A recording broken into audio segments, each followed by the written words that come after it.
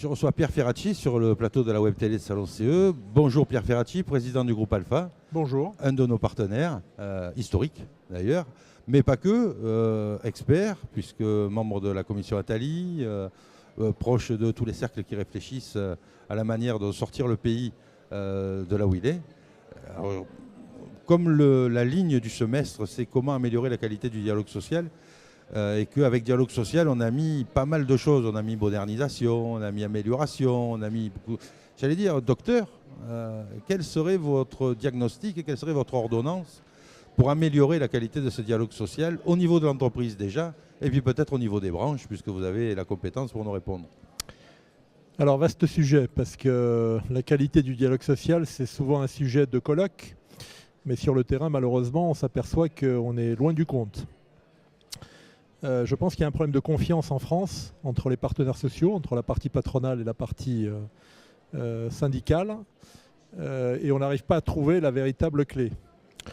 En plus, le mouvement syndical reste divisé, même s'il converge parfois dans des luttes et dans des revendications qu'il partage.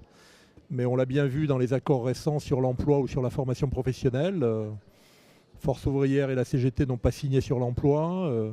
La CGT n'a pas non plus signé sur la formation professionnelle. Donc cette question de division ne facilite pas l'expression des revendications des salariés et donc la qualité du dialogue social avec les patrons. Alors je reviens sur le problème de confiance. Pour que la confiance existe entre différents acteurs, il faut accepter le point de vue de l'autre. Il faut accepter que ce point de vue soit différent. Quand une direction d'entreprise gère les intérêts des actionnaires, elle tient compte aussi des salariés, c'est évident, il ne faut pas tomber dans le manichéisme, mais elle a d'abord des objectifs économiques et des objectifs de rentabilité. Quand les syndicats s'occupent des intérêts des salariés, ils ont d'autres préoccupations.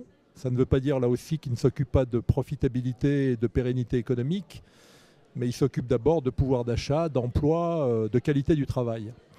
Et je crois qu'il faut que chacune des parties fasse un effort pour comprendre les préoccupations, les orientations et les démarches de l'autre. J'ai l'impression, dans votre manière de formaliser la chose, c'est que c'est parce que les syndicats ne signent pas tout ce que donnent les patrons qu'ils ne comprennent pas ce que les patrons veulent, alors que les patrons, eux, n'ont pas besoin de comprendre ce que veulent les syndicats de salariés. Ça a l'air d'être de la compréhension en sens unique, ce que vous nous dites. C'est déjà aussi un problème entre les syndicats eux-mêmes pour qu'ils se comprennent davantage, avant même de discuter avec les patrons et d'affronter parfois les patrons, parce que les discussions sont parfois rudes, surtout en période de crise économique. Moi, je suis un farouche partisan de l'unité syndicale au sens où, même s'il y a plusieurs organisations, elles convergent et elles défendent ensemble un certain nombre de points de vue. Pas tous, elles ont des divergences, il faut les assumer, elles ne sont pas artificielles, mais en tout cas, elles font un effort pour affronter ensemble les problèmes de la crise et affronter ensemble la discussion, la négociation, parfois rude, avec le patronat. Si on loupe cette première étape, c'est sûr que la relation de confiance entre les deux parties va être plus compliquée. Tout simplement parce que l'une des parties est divisée. Alors le patronat, il lui arrive aussi d'être divisé. On l'a vu avec la CGPME et le MEDEF sur la formation professionnelle. Enfin, c'est moins fréquent quand même. C'est moins fréquent et ça porte moins préjudice à l'entreprise. L'entreprise a moins besoin de syndicats professionnels que les salariés n'ont besoin de syndicats. Et la division des syndicats est parfois très préjudiciable dans une négociation compliquée. Alors moi je vois en même temps en ce moment, pour revenir à votre question, et ça peut être demain un facteur d'épanouissement du dialogue et de développement, de restauration de la confiance, je vois que malgré leurs divisions, malgré leurs divergences, les syndicats essayent quand même de se parler. Sur la formation professionnelle, il y a les signataires et les non-signataires. Mais enfin, je les vois s'exprimer en commun, je vois un non-signataire défendre quand même certains aspects de l'accord. Je vois un signataire dire que l'accord a aussi quelques limites, que ce n'est pas non plus l'accord du siècle, l'accord historique. Donc on sent très bien aujourd'hui que les convergences sont à l'ordre du jour. Elles ne sont pas faciles à établir, mais on sent très bien que les syndicats ont compris qu'ils n'affronteraient pas la crise et ses difficultés en ordre dispersé. Parce que dans ce cas-là, il y a fort à parier que les salariés ne s'y retrouveront pas. Et au final, ce sont quand même les salariés qui assurent leur légitimité. Alors, est-ce qu'on doit rester dans un périmètre très franco-français, de dialogue social très franco-français, dans un environnement de plus en plus européen, avec des diversités, j'allais dire des disparités au niveau social? Est-ce qu'il ne faudrait pas commencer, pour avoir un dialogue social de qualité, d'avoir une harmonisation sociale et fiscale au niveau européen? C'est un facteur de division du monde syndical que de ne pas avoir cette harmonisation. Donc l'intérêt du monde syndical, en tout cas de ceux qui représentent les salariés, c'est qu'on aille vers plus de cohésion sociale, fiscale, mais à tout point de vue, entre les différents pays européens. Mais on en est loin. Donc à partir de là, il faut qu'ils fassent avec. Moi, je crois que certains problèmes ne peuvent pas se traiter au niveau national. Le problème de la relance de la croissance aujourd'hui, qui est un vrai problème pour la France. On peut faire tous les pactes de responsabilité que l'on veut.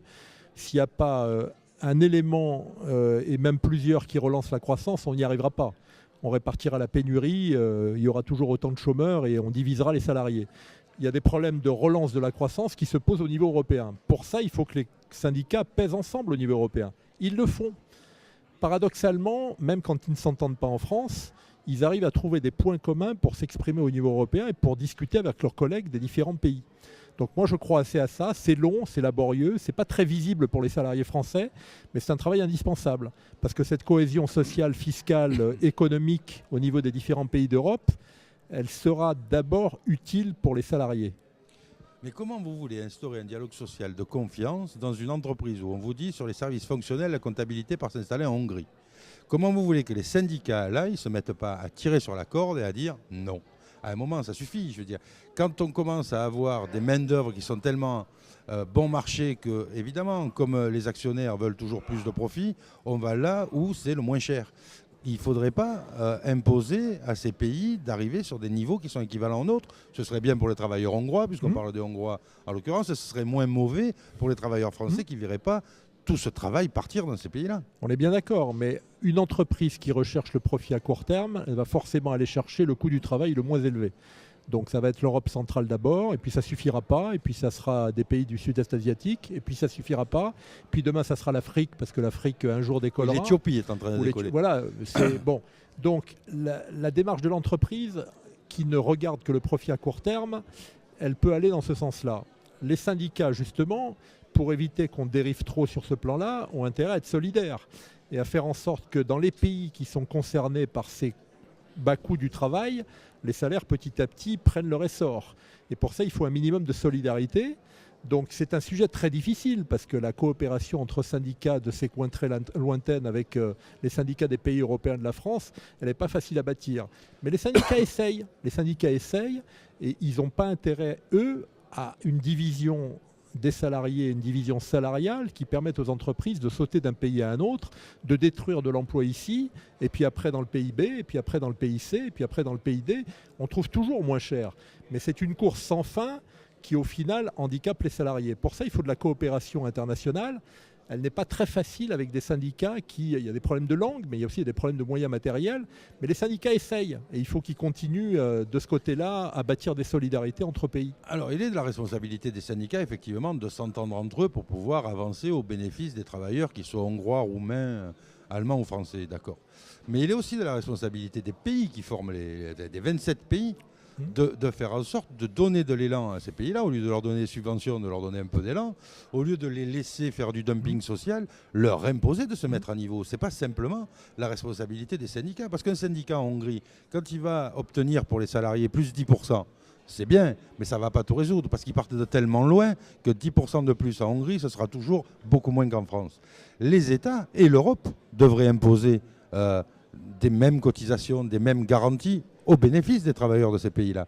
Comment on peut faire pour peser là-dessus? Ce n'est pas dans les listes aux européennes qui se présentent qu'on voit la solution arriver. Non, ce n'est pas facile et c'est vrai qu'on peut reprocher à nos gouvernants, quelle que soit d'ailleurs la couleur du régime, à gauche comme à droite, d'accorder insuffisamment d'importance à ce problème-là. Et donc de perpétuer des divisions qui nuisent à la solidarité entre salariés et qui permettent aux entreprises de jouer avec les territoires et d'aller toujours chercher les coûts les plus bas. Donc c'est une bataille qui n'est pas simple, mais si les États se battaient avec un peu plus d'énergie pour cette harmonisation sociale, cette harmonisation fiscale, qu'ils se sont battus pour avoir un euro, donc pour avoir une Europe monétaire à peu près homogène, on n'en serait pas là. Mais ce n'est pas facile, mais les élections européennes, même s'ils ne changeront pas tout, sont peut-être une étape pour faire passer ces idées-là. Moi je trouve que notre pays, et encore une fois ce n'est pas une question de couleur du gouvernement, accorde trop peu d'importance à ces questions-là. la question de l'harmonisation doit être aussi importante que celle de l'harmonisation des politiques budgétaires ou des politiques monétaires, de l'harmonisation sociale, de l'harmonisation fiscale. On ne fera pas de grandes réformes fiscales en France, puisque c'était, paraît-il, l'actualité il y a quelques semaines, ça l'est un peu moins aujourd'hui avec le pacte de responsabilité, si on ne traite pas ces questions d'harmonisation. Qu'est-ce que c'est qu'harmoniser le système fiscal en France, le rendre plus efficace, si on ne regarde pas ce qui se passe en Irlande, en Espagne, en Italie ou en Tchéquie ou en Slovaquie? Et là-dessus, il y a une vraie faiblesse de nos gouvernants, soyons clairs. Alors pour conclure, je vais vous poser la même question, enfin je vais vous donner une réflexion qu'a faite Thierry Lepan hier sur ce canapé, quand je lui demandais qu'est-ce qui améliorerait la qualité du dialogue social. Il m'a dit la présence dans le dialogue du grand absent, l'actionnaire. Est-ce que l'arrivée dans le dialogue de l'actionnaire comme troisième larron, puisque là aujourd'hui c'est le patron et le syndicat, ça résoudrait peut-être pas certains problèmes si l'actionnaire prenait conscience de ce que veut le salarié et n'est pas qu'une variable d'ajustement? Alors Thierry Lepan a sans doute raison, c'est un vrai sujet, comment réinsérer l'actionnaire dans le jeu du dialogue et dans le jeu de l'échange entre les différentes parties, peut-être en faisant en sorte que les salariés eux-mêmes ou les syndicats eux-mêmes soient plus présents dans les conseils d'administration. C'est là que l'actionnaire s'exprime. Bon, je trouve que l'accord de sécurisation de l'emploi a joué de ce point de vue-là petit bras, avec un représentant des salariés pour les conseils d'administration de moins de 12 administrateurs et puis 2 au-delà de 12. Je trouve d'abord qu'on aurait pu donner un poste d'administrateur à chaque syndicat représentatif. Mais surtout, il faut que les syndicats prennent conscience qu'au-delà des comités d'entreprise ou des CHSCT, il y a une bataille qui se passe aussi dans les conseils d'administration, parce que l'actionnaire y est représenté, parce que c'est là qu'il s'exprime. Donc faire revenir l'actionnaire dans le jeu, c'est aussi demander aux syndicats, je crois que Thierry Lepan sera d'accord avec ça, d'aller à la rencontre de l'actionnaire pour débattre, pour convaincre, pour s'affronter aussi avec les réalités actionnariales et faire en sorte que les stratégies d'entreprise soient vraiment débattues quand il est possible de les bouger et pas simplement quand il faut analyser leurs conséquences sur le plan social et sur le plan de la destruction d'emplois comme c'est souvent le cas. Donc la bataille au sein des conseils d'administration, pour moi, l'affrontement, aussi pacifique soit-il, est un enjeu essentiel des années qui viennent pour éviter qu'entre managers et représentants syndicaux, on débatte parfois un petit peu à vite parce que l'actionnaire derrière continue à faire ce qu'il a envie de faire parce que c'est lui qui a le pouvoir. Mais je crois qu'on va rester là-dessus. Merci Pierre Ferracci d'être venu nous voir sur le plateau de la Web Télé. On se retrouve le semestre prochain ou quand vous voulez pour un nouveau sujet ou pour que vous puissiez vous exprimer. Merci Pierre Ferracci. C'est toujours un plaisir. Merci.